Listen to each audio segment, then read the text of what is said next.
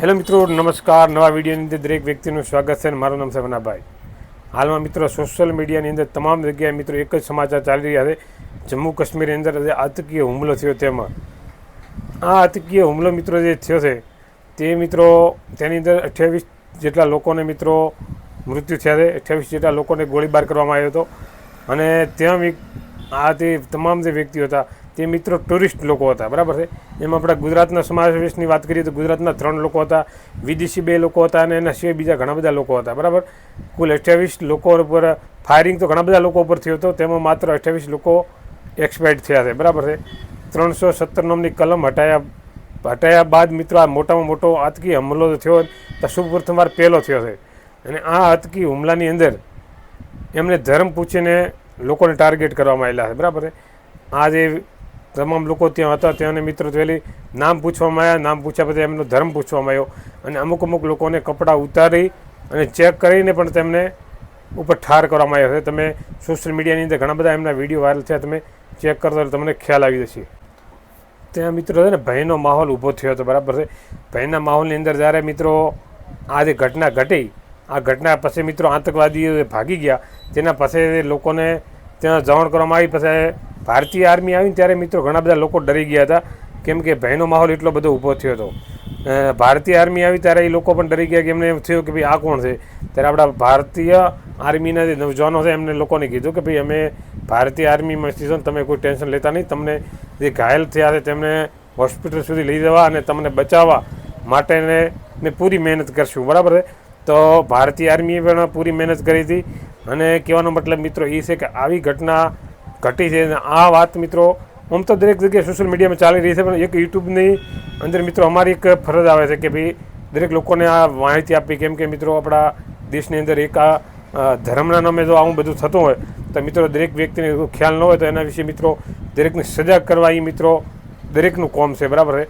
અમારા ચેનલમાંથી આ વિડીયો બનાવવાનો મોટામાં મોટો મકસદ હોય તો મિત્રો આ જ છે કે દરેક લોકોને ખ્યાલ આવે. કોઈ લોકોને ખ્યાલ ન હોય તો આમ તો ઘણા બધા લોકોને ઇન્સ્ટાગ્રામ, ફેસબુક, યુટ્યુબની અંદર ઘણી બધી ન્યૂઝ ચેનલોની અંદર આવેલું છે, છતાં તમે લોકોને ખ્યાલ આવે કે આમાં શું હતું, આવી રીતે મિત્રો હતું. અને આના પછી આપણે જે કેન્દ્ર સરકાર દ્વારા, ભારતીય કેન્દ્ર સરકાર દ્વારા ઇમરજન્સી મિત્રો છે ને એમણે મિટિંગનું આયોજન કર્યું હતું. તેની અંદર નિર્ણય લેવામાં આવ્યા હતા પાકિસ્તાનને ખિલાફ. પાકિસ્તાનને ખિલાફ શું તો કે જે વ્યક્તિઓ પાકિસ્તાનમાંથી ભારતની અંદર હાલ વિઝા લઈને ભારતમાં રહેશે એમને મિત્રો છે ને 48 કલાકની અંદર ભારત છોડવા માટેનો આદેશ આપવામાં આવ્યો છે. ફર્સ્ટ કામ આ કર્યું છે. સેકન્ડ કામ એ કર્યું છે કે કોઈ પણ પાકિસ્તાની વ્યક્તિને ભારતની અંદર આવવા માટે વિઝા બિલકુલ આપવામાં નહીં આવે. ત્રીજા નંબરનો મિત્રો કામ એ કર્યો છે કે જે આપણે કરાર કરેલા હતા સિંધુ નદીનું પાણી પાકિસ્તાનને આપતા હતા તે મિત્રો ખતમ કરવાનું છે. એટલે કે કોઈ પણ પ્રકારનું પાણી સિંધુ નદીનું જે છે તે મિત્રો પાકિસ્તાનને હવે આપવાનું નથી. એમ તો કરાર કરેલા હતા એટલે આપતા હતા, પણ આવી ઘટનાઓ મિત્રો દિન પ્રતિદિન ઘટતી રહે. ધર્મના નામે લોકો સાથે આવું જો થતું હોય તો મિત્રો તેનાથી એક આ એક્શન લીધી છે. બીજી મિત્રો શું છે કે પંજાબ પર વાઘા બોર્ડર એક આવેલી, ત્યાં મિત્રો એક ગેટ મૂકેલો છે, ત્યાંથી લોકોની અવર જવર થતી હોય છે.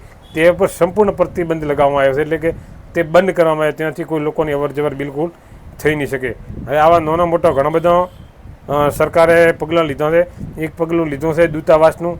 એ પાકિસ્તાની દૂતાવાસ છે ત્યાંથી ભારતીયોને વાપસ લાવવા અને ભારતની અંદર એમના છે એ લોકોને પાછા મૂકવા, બરાબર. 48 કલાકનો એમને સમય આપેલો છે. 48 કલાકની અંદર ભારત છોડી દેવું, બરાબર. તો આમાં ગવર્મેન્ટે આપણો એક્શન લીધેલું છે.